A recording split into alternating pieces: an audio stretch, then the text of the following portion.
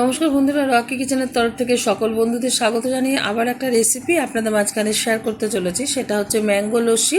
তাহলে চলুন দেখে নেওয়া যাক আজকের রেসিপি। এখানে আমি একটা পাত্রের মধ্যে কিছুটা পাকা আম নিয়েছি। প্রথমে আমগুলো আমি ভালো করে খোসা ছাড়িয়ে টুকরো করে একটু পাল্প বের করে নেব। তারপরে কি করে এই লস্যিটা বানাবো সেটা আপনাদের মাঝখানে শেয়ার করব। আমের পাল্পটা কিন্তু এই যে এরকমভাবে বাটিতে আমি করে নিয়েছি। আর এটাই এখন ভালোভাবে পেস্ট তৈরি করার জন্য আমি দিয়ে দিচ্ছি মিক্সিং জারে। এখানে কিন্তু কোনো জল ব্যবহার করা যাবে না। পাকা আমে কিন্তু প্রচুর পরিমাণে এই যে রস রয়েছে, এতেই সুন্দরভাবে পেস্ট হয়ে যাবে। সুন্দর মিহিন একটা পেস্ট আমি করে নিচ্ছি।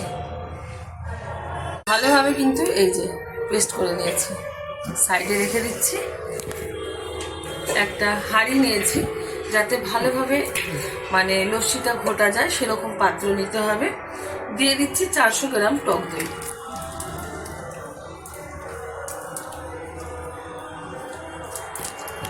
এখন কিন্তু ভীষণ গরম, বাড়িতে কিন্তু এরকমভাবে একবার যদি আম লস্যি বানিয়ে খাওয়া যায় ভীষণ ভালো লাগবে, আর অল্প খরচায় কিন্তু অনেকটা পরিমাণে খাওয়া যাবে। এখন এর মধ্যে দিয়ে দেব চিনি। আমটা কিন্তু খুব মিষ্টি আছে, গাছ পাকা আম, সেই কারণে চিনিটা বুঝে ব্যবহার করতে হবে। দিয়ে দিচ্ছি খুব অল্প পরিমাণে লিকুইড দুধ, দিয়ে দিচ্ছি আমের পুরো।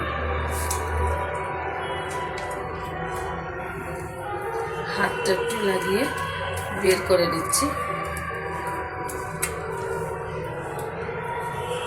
হাতটা ভালো করে ধুয়ে পরিষ্কার করে নিই। এর মধ্যে বরফ, এর কিন্তু কালারটা ভীষণ ভালো আসবে এই বরফ দেওয়ার ফলে। এবার ভালোভাবে এই যে ডাল ঘুটনি দিয়ে আমি সুন্দরভাবে ঘেটে নেব। আমার এই রেসিপি যদি আপনাদের ভালো লেগে থাকে আপনারা কিন্তু অবশ্যই আমার চ্যানেলটিকে সাবস্ক্রাইব করবেন, লাইক করবেন, শেয়ার করবেন। আর এরকম গরম থাকতে থাকতে পাকা আম থাকতে থাকতে একদম এরকম একটু লস্যি খেয়ে দেখবেন, পাকা আমে ভীষণ ভালো লাগবে। ভালোভাবে ঘুটে নিতে হবে কিন্তু বেশ সময় নিয়ে। ভালোভাবে বেশ কিছুক্ষণ কিন্তু আমি ঘুটে নিয়েছি। লস্যিটা একদম ঠিকঠাকভাবে, যে গাঢ়ত্বটা ঠিক এরকম।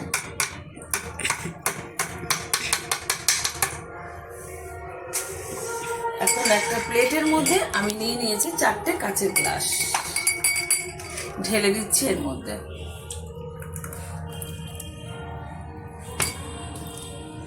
কত সুন্দর হয়েছে দেখতে পাচ্ছেন বন্ধুরা। বাড়িতে করলে কি হয়, তৃপ্তি করে কিন্তু খাওয়া যায়, অনেকটা পরিমাণে বানানো হয় আর সবারই মন ভরে যায় একটু সুস্বাদুভাবে করলে। সমান ভাগে আমি এটা ঢেলে দিচ্ছি।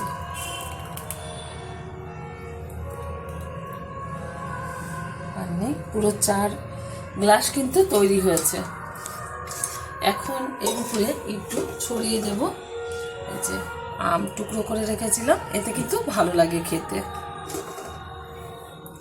এটা আপনারা নাও দিতে পারেন, তো এটা ভালো লাগার জন্য আমি দিলাম। দেখতেও সুন্দর লাগছে আর খাওয়ার সময় মুখে পড়বে ভালো লাগবে। আপনারা কিন্তু গরম থাকতে থাকতে অবশ্যই ট্রাই করবেন। আপনাদেরও ছোটো থেকে বড় প্রত্যেকের ভীষণ ভালো লাগবে। দিয়ে দিচ্ছি 2 রকমের বাদাম, আলমন্ড আর কাজু। আমি এখানে একটু ছোট ছোট টুকরো করে নিয়েছি, দিয়ে দিলাম। আপনারা এখানে পেস্তাও ব্যবহার করতে পারেন। অবশ্যই ট্রাই করবেন গরম থাকতে থাকতে। দেখা হবে পরের ভিডিওতে নতুন কোনো রেসিপি নিয়ে। ধন্যবাদ।